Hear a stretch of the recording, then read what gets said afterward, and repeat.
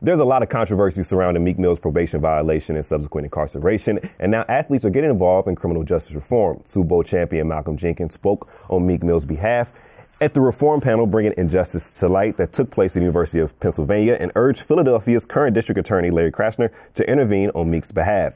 Jenkins told CBS Philadelphia, the positive thing out of all of this, if there's any, is that Meek has a chance to stand for millions of people that deal with this on a regular basis. And as long as he continues to fight it, and in turn, we fight for him, in turn, we fight for everybody. Jenkins told the Philly Voice, he was sentenced to 2 years for popping a willie. It's an example of just how ridiculous sometimes our system can be and how we're wasting resources, talent, money, and locking people up for things that don't make our community safer. Again, the controversy that I alluded to earlier, there's been a lot of reports that the cops involved with Meek Mill's arrest and subsequent violation were crooked and had a long list of allegations and scandals. Gilbert, as a former player, what do you think about players getting involved in criminal justice reform and these social justice issues? I think it's great, to use your platform, for positive messages, especially since, Twitter, Instagram, social media is a way for you to express yourself. So you with it? So I'm with it. Yeah, you're not mad at it. Meek Mill served 8 months following a 2007 gun charge and received 5 years probation, a sentence that was extended twice after he was violated outside of Philadelphia in 2014 and 2016. Malcolm Jenkins has been known to let his voice be heard and take a stance on things. Colin Kaepernick also tweeted about this situation as well. What do you think about NFL players showcasing their voice more, Capro? We don't see many of them do it. No, we don't. Again, because the culture around the NFL, you don't want to be disruptive. You don't want to be a disruption. You don't want to be a distraction to the team. So it's not very typical. But again, the more guys we do it, we keep saying this, the more guys who are honest about how they feel about stuff off the field and politics and stuff like that, we're all for that, voicing their opinion. Especially, we take up a cause, which seemingly is a good one. I mean, Meek went away for kind of pretty ridiculous reasons. Yes. And also, you would think that the Philly justice system would cut him a break now that he was the theme song for the Eagles win the Super Bowl. Exactly. And they won their first Super Bowl title. They literally ran out to his song. So cut Meek some slack. Cut him some slack. Well, you kind of seem tense right now. What does probation mean?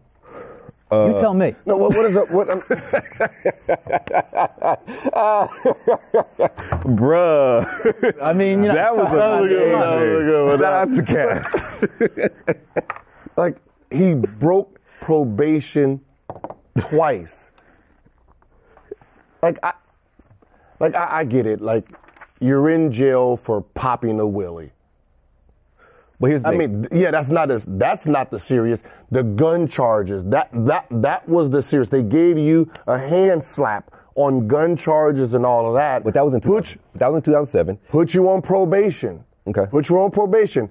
We know if you do anything else to break the rules, 2-year jail time. You already know that going in. That's fucking jaywalking, fucking running a red light, whatever it. If you break it, because we already gave you a warning, you break it, jail. So the fact that he broke it for popping willies in a city that you don't supposed to do this. This is actually illegal here.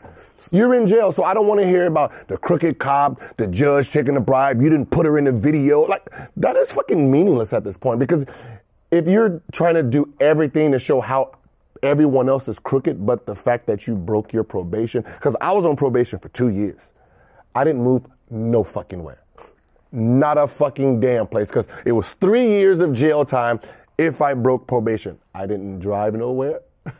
I busted. I was doing anything not to get in trouble. But see, there's controversial circumstances surrounding Meek Mill's initial arrest and everything involved.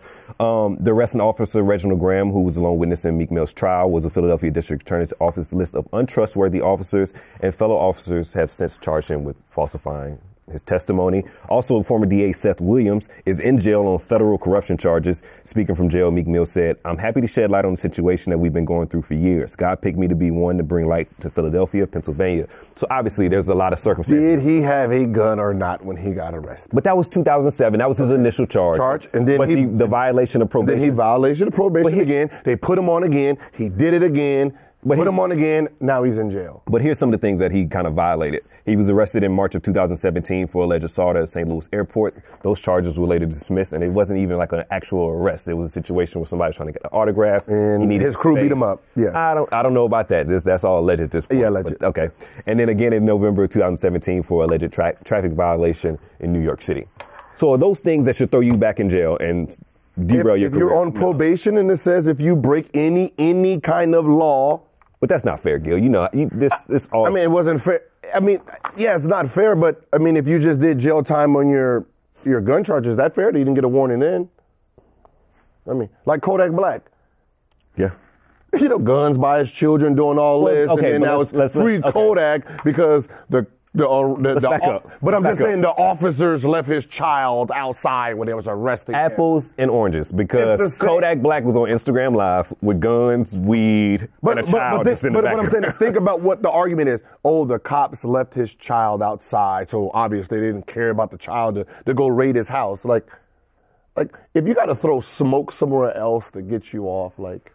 Hey, that's the criminal justice system. That's what every lawyer does. They throw I know. That's what I'm saying. Like with the Meek Mills, I've been listening to it. First, it started with the judge. She wanted to be in a video, and he said no, which to me sounds like some fucking bullshit. Because if you're gonna put me in jail and you just want to be in my fucking video, 2 years in jail or fucking video, come on. Come on in the video. You know what? You can rap all this verse. Like let's be honest. Let's be honest. I've seen his videos. Who? There's a whole bunch of motherfuckers in his videos that can't get him out of jail. Got plenty of guys inside. Let's be honest. So with the whole thing, it's like when he gets out, he's still gonna be on probation. Then listen, I see your side. Should he have been on the straight and narrow a little bit more? Sure. Yeah. I mean, I know it's, but there's a lot of. I get it. I know it's hard for circumstances. someone like him, like who does ride bikes and do all this. I mean, if you're the cop, come on, like they're shooting a music video or whatever. Like the cop who arrested him at that point, like, oh, it's fine. Don't even worry about that. I mean, but that's.